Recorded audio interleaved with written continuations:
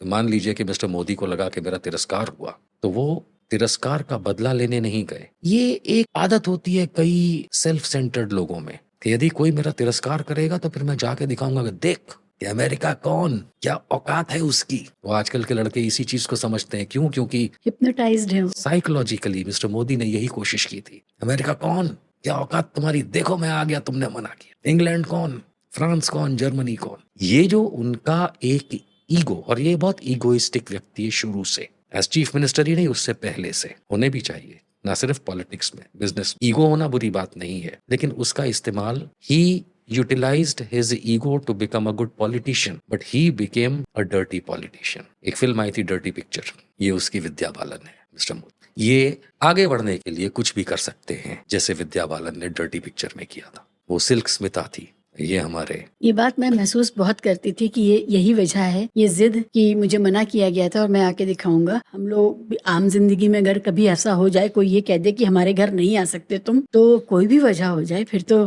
कैसे कोई जा सकता है? कोई भी बावकार इंसान जिसकी अपनी इज्जत होगी अपनी नजर में, वो कैसे जा सकता है? सब जगह जाए, वही ना जाते तो कितनी बात रहती, क्या इज्जत रहती कि हम जब नहीं आ सकते थे तो भी नहीं आए, लेकिन जब आ सकते थे तो भी हमारे लिए जरूरी नहीं था तुम्हारे पास आना। आपने बहुत बारीक साइको एनालिसिस किया, क्योंकि उनको बहुत सारे देशों ने मना कर दिया था, क्योंकि क्राइम अगेंस्ट ह्यूमैनिटी हुआ था 2002 में गुजरात दंगों में। तो इस वजह से ये उनका ईगो था कि देखो मैं आ सकता हूँ और मैं आके दिखाऊंगा, तुमने मुझे मना किया लेकिन फिर भी मैं आऊंगा। बजाय इसके कि एक ईगो ये होता है कि ठीक है मुझे मना किया गया था, मैं अब प्राइम मिनिस्टर बन गया हूँ, तुम चाहोगे बुलाओगे तो भी मैं नहीं आऊंगा। बजाय इस तरफ जाने के उल्टा हुआ। There was a reason. जो एक अच्छा आदमी करता, मेरा तिरस्कार किया तो अब मैं नहीं आऊंगा। लेकिन गिल्ट, हम स्टार्ट करेंगे गिल्ट से। मिस्टर मोदी को गिल्ट था, है और रहेगा, क्योंकि उन्होंने करवाया था, अटल बिहारी वाजपेयी के कहने पे करवाया। तो अगर कोई व्यक्ति एक गुनाह करता है,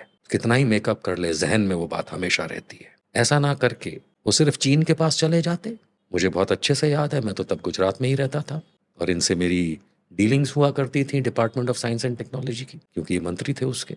चाइना का पूरा सपोर्ट लिए हुए थे एज द चीफ मिनिस्टर। पूरी तरह से चाइना के लिए ये दंडवत हो चुके थे। चाइना के साथ इनका बड़ा क्लोज उसी समय से है। बहुत समय से चाइना से टेक्नोलॉजी लेना, चाइना से गुजरात को सो कॉल्ड डेवलप करने के लिए पैसा लेना, चाइना से सो कॉल्ड गुजरात के डेवलपमेंट के लिए इक्विपमेंट लेना, कंपनियों का इन्वेस्टमेंट करवाना, ये तो बहुत पुराना इनका एज चीफ मिनिस्टर खेल था। लेकिन जैसा आपने हाईलाइट किया,